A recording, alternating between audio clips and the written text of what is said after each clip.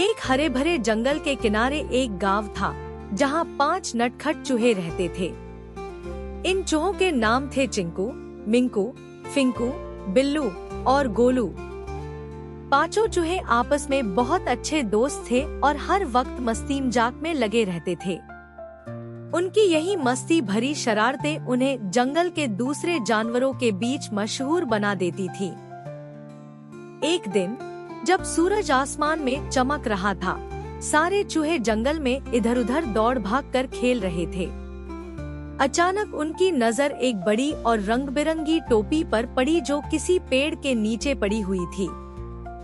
वह टोपी चमकीले धागों और फनफनाते पंखों से सजी हुई थी। चिंकू ने उत्साहित होकर कहा, अरे देखो, यह कैसी मजेदार टोपी है। इसे पहनकर हम राजा जैसे दिखेंगे। बाकी चूहों ने भी उसकी बात पर सहमति जताई और सबने मिलकर टोपी उठाई। टोपी बड़ी थी, लेकिन पांचों ने मिलकर उसे उठाया और अपनी गुफा की ओर चल दिए। रास्ते भर वे हंसी मजाक करते हुए सोच रहे थे कि अब वे जंगल के सबसे खास चूहे बनेंगे। जब वे अपनी गुफा पहुँचे, तो सबसे पहले मिंकू ने टोपी पहनने की जिद की। जैसे ही उसने टोपी पहनी, उसकी आवाज अचानक बदल गई। उसकी पतली आवाज मोटी और गूंजदार हो गई। बाकी चूहे हंसने लगे। बिल्लू ने ठहाका लगाते हुए कहा, मिंकू, तुम तो अब बिल्कुल किसी राजा जैसे लग रहे हो। मिंकू ने अपनी मोटी आवाज में कहा, हाँ, अब से मुझे राजा मिंकू कहो। सब चूहे हंसी से लोटपोट हो गए। टोपी वाकई जादुई थी। जब भी कोई उसे पहनता, उसकी आवाज और हाव भाव बदल जाते। अब सभी ने बारी बारी से टोपी पहनने का फैसला किया। अब बारी थी फिंकू की।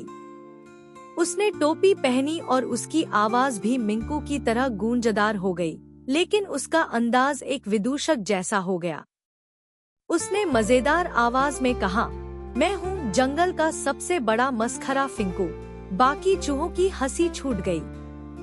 फिंकू ने टोपी में अपनी नटखट अदाओं से सबको खूब हंसाया।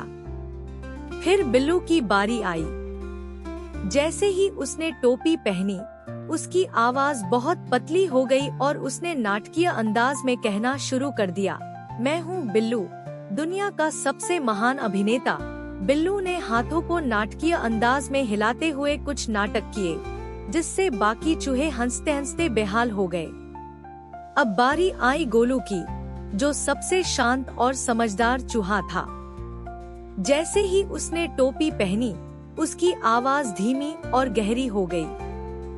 वह अपने दोस्तों से गंभीरता से कहने लगा, सुनो दोस्तों, हमें एक साथ मिलकर एक बड़ा मिशन करना चाहिए, ताकि हमारी दोस्ती और मजबूत हो जाए। गोलू का यह अंदाज देखकर बाकी सभी चूहे चकित रह गए।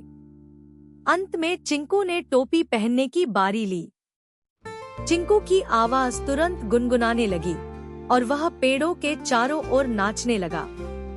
उसने गाते हुए कहा, देखो देखो, मैं हूँ चिंकू, जंगल का सबसे महान गायक। उसकी इस हरकत से सभी जोर जोर से हंसने लगे।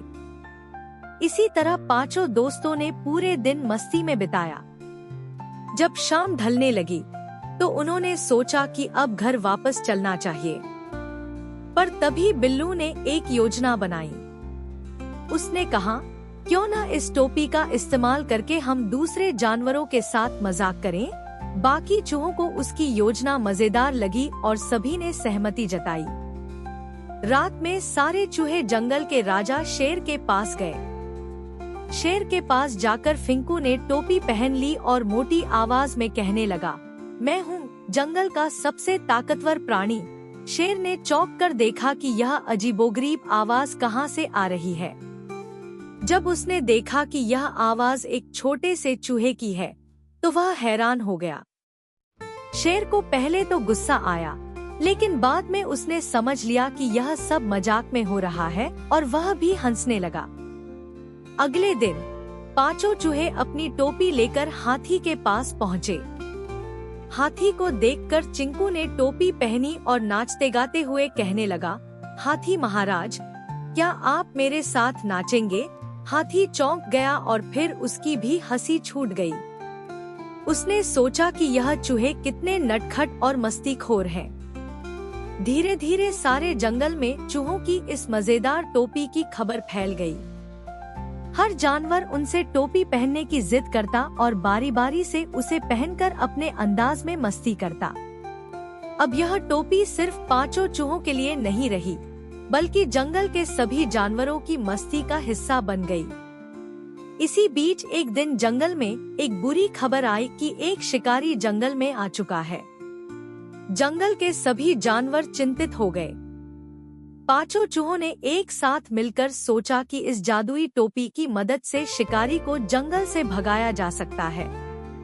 शिकारी को डराने के लिए उन्होंने एक योजना बनाई। चिंकू ने सबसे पहले टोपी पहनकर जोर से आवाज लगाई, ओ शिकारी, इस जंगल में रहने वाले सभी जानवर मेरे दोस्त हैं। जल्दी यहाँ से भाग जा। शिकारी को लगा कि शायद कोई जादुई शक्ति उससे बात कर रही है। फिर मिंकू ने टोपी पहनकर अपनी आवाज में बदलाव किया और डरावनी आवाज में कहा, अगर तुम यहाँ से नहीं गए तो तुम्हें कोई नहीं बचा पाएगा। बाकी चूहे भी बारी बारी से टोपी पहनकर अजीबोगरीब आवाजें निकालने लगे। शिकारी डर के मारे अपने सामान को छोड़कर वहाँ से भाग निकला। जब शिकारी भाग गया तो सारे जानवर चूहों की इस चालाकी और बहादुरी की तारीफ करने लगे। जंगल का हर प्राणी उन 5 चूहों की हिम्मत और समझदारी का कायल हो गया। उस दिन के बाद जंगल में हर किसी के दिल में उन 5 चूहों और उनकी मजेदार टोपी के लिए एक खास जगह बन गई। 5 चूहे भी खुश थे कि उन्होंने न केवल मजे किए, बल्कि अपने दोस्तों की मदद भी की। इस तरह 5 चूहों की यह मजेदार और हिम्मत भरी कहानी हमेशा के लिए जंगल में अमर हो गई। उनकी दोस्ती, मस्ती और साहस की यह कहानी जंगल के हर कोने में सुनाई जाती और बच्चे हमेशा उनसे सीखते कि एकता और समझदारी से हर मुश्किल को हल किया जा सकता है। अगर आपको हमारा वीडियो पसंद आया हो तो इसे लाइक करें, दोस्तों के साथ शेयर करें और हमारे चैनल को सब्सक्राइब करना न भूलें। नई वीडियो की अपडेट के लिए बेल आइकन भी दबाएं। धन्यवाद।